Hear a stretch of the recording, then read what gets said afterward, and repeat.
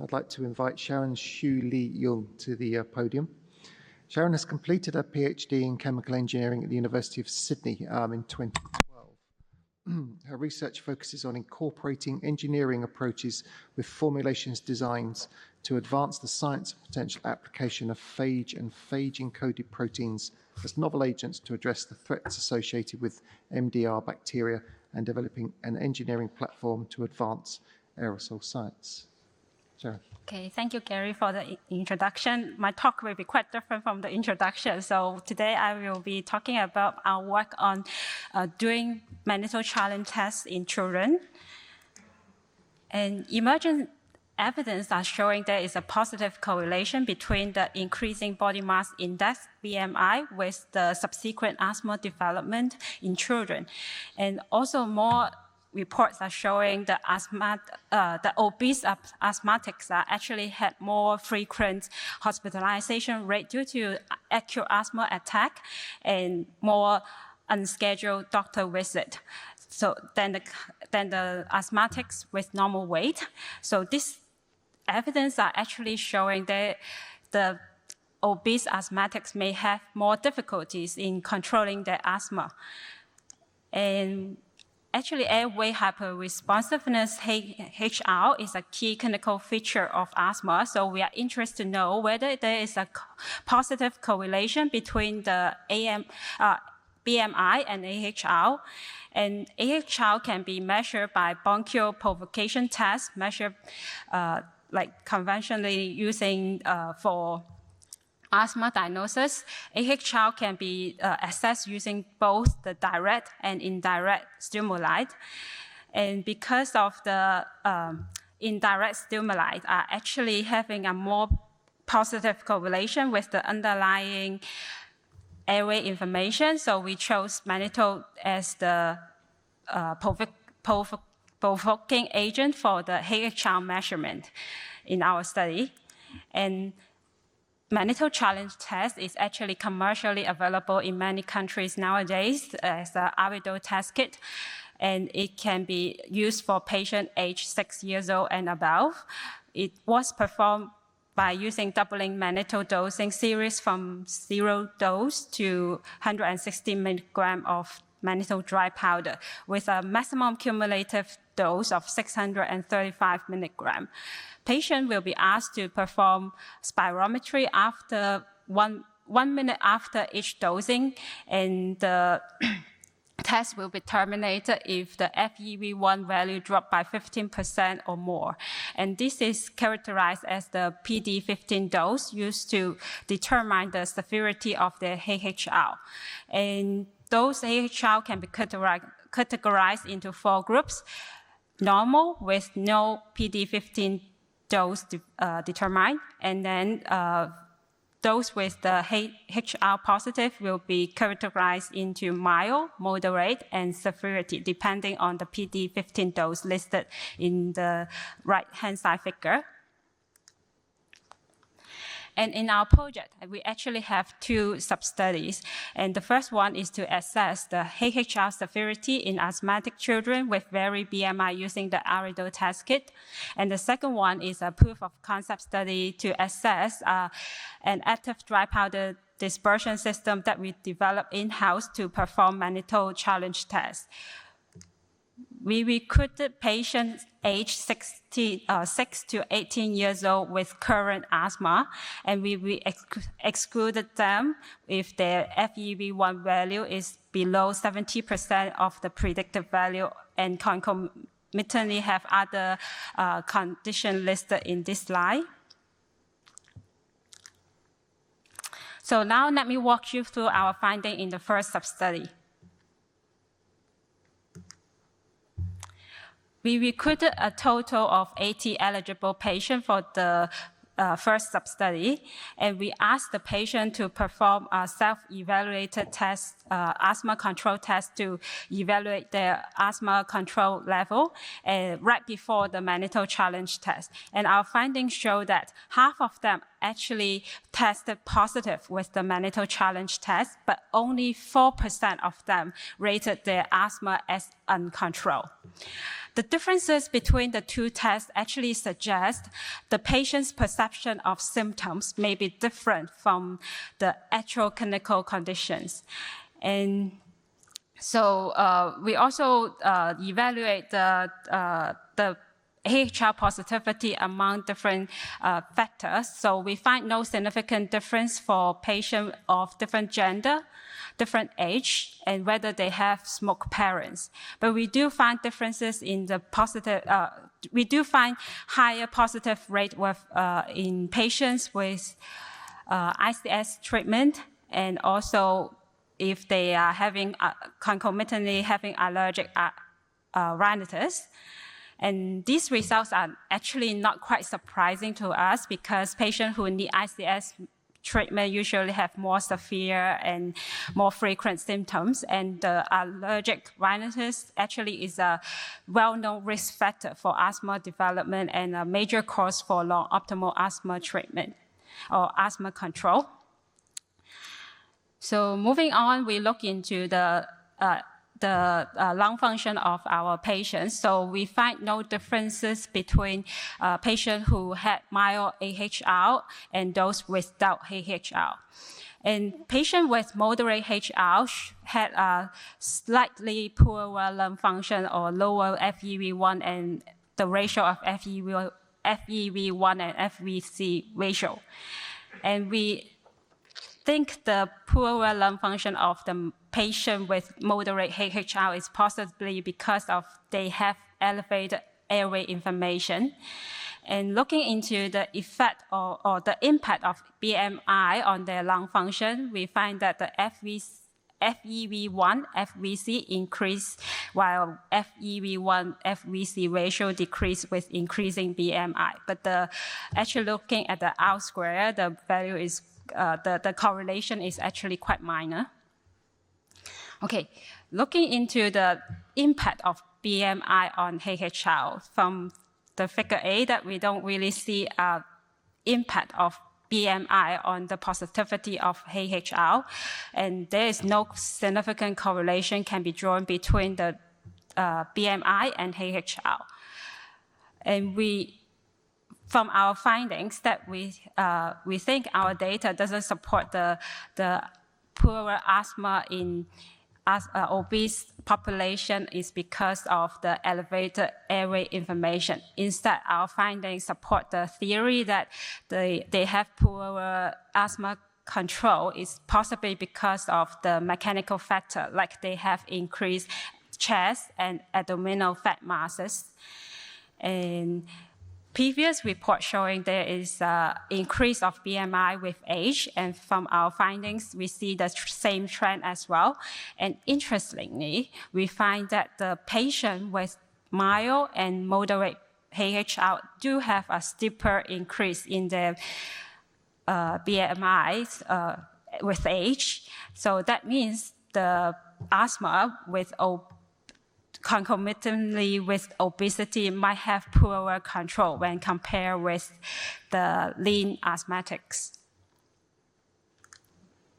Okay, so here lists the study limitation. Our study was limited because the number of children in the examination group were not similar. So this can lead to a high chance of type 2 error. And we find that many young children do have difficulty in aerosolizing the mannitol dry powder, particularly at the highest dose. They might require 2 to 4 breaths to empty the capsule, and this can lengthen the test time and lead to inaccurate measurement. And last but not least, our study is a cross-sectional study, and this doesn't reflect the level of asthma control over a period of time. Okay, now let me switch the gear to the second topic. So because of the limitation we find in the first sub-study, so we do want to develop a system that can improve the administration of the mannitol dry powder. And our solution is to develop an active mannitol dry powder system. We use a pressurized air to disperse the dry powder into an aerosol chamber, and for the patient to inhale at their achievable inspiration rate. And this simple design can actually have a fine particle fraction around 30%, which is comparable with the commercial kit. And we recruited 7 patients for this sub-study, and 6 of them actually take part in both of the studies. This table lists their baseline characteristics. And 3 out of the 7 patients actually test positive with our active dry powder dispersion system. And with the 2 patients that took part in both of the studies, we find the PD-15 dose for the active dry powder dispersion system actually do have a higher PD-15 dose. And this may possibly because of the slightly inferior dry powder dispersion with our active system. But the possibility of that the patient know that they have poor asthma control after the first test, they might improve their compliance to the treatment and improve their asthma control level. So that may be a possible reason lead to the higher PD-15 dose detected in the second study. Okay, to summarize my talk, a high prevalence of AHL, more than 15%, more than half of the patients actually find in the patients self-evaluated with good asthma control. And there is no significant correlation was found between BMI and AHL in our study. And the active dry powder dispersion system we developed has the potential to perform the mannitol challenge test. But all these data need to be further verified with tests in a larger population. And here, the key takeaway of my talk, that controlling asthma in children is paramount to maintain their quality of life and their wellness. And subjective monitoring in conjunction with objective monitoring too may be a good approach to effectively manage their asthma conditions. And for the mannitol challenge test, apart from the diagnosis, we think it can also be an effective tool for asthma monitoring, but more tests need to be verified this. Okay, so last, I would like to take the chance to thank my team members and all the international collaborators and the financial support from the Health Bureau in Hong Kong, and also thank the organizing committee for inviting me to give my talk. Thank you.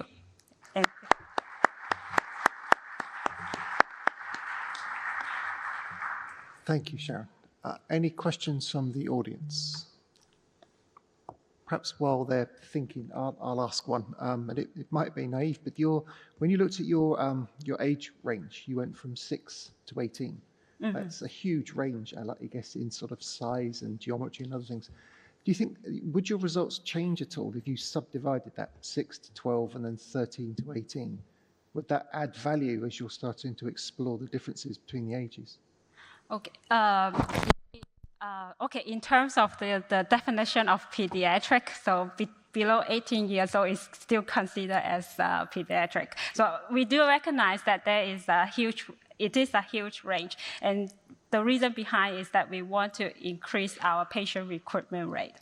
And the reason why we subdivided them in between like 6 to 12 years old and then 12 to 18 years old, because of the asthma control test do have 2 versions. And one is 6 to 11 years old, and the normal ACT is 12 years old and above. So we separate them into these 2 subgroups based on the ACT test. Okay.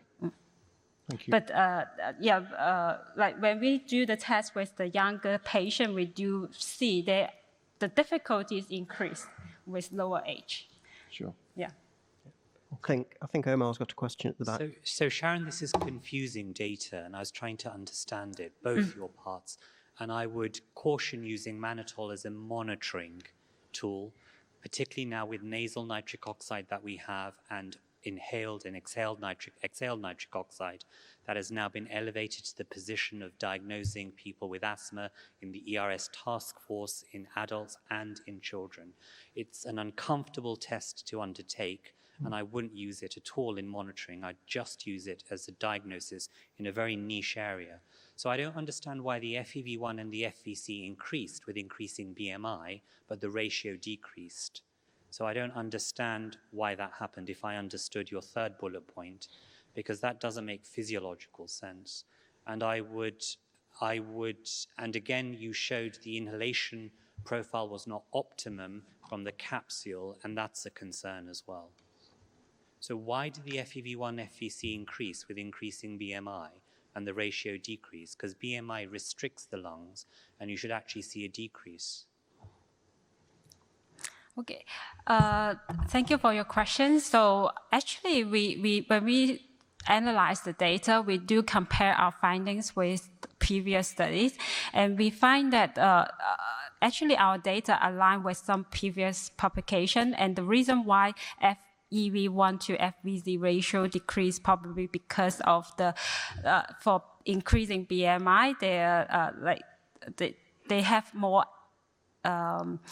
chest fat mass and abdominal fat mass, and this constrict their lung volume, and so it limit their mechanical factor to inhale more. So we see a slightly decreasing trend. But I have to emphasize the trend is actually very minor. Okay, and the thing you're talking about mechanistically relating obesity to the airways and airway irritability, because mannitol tests airway irritability.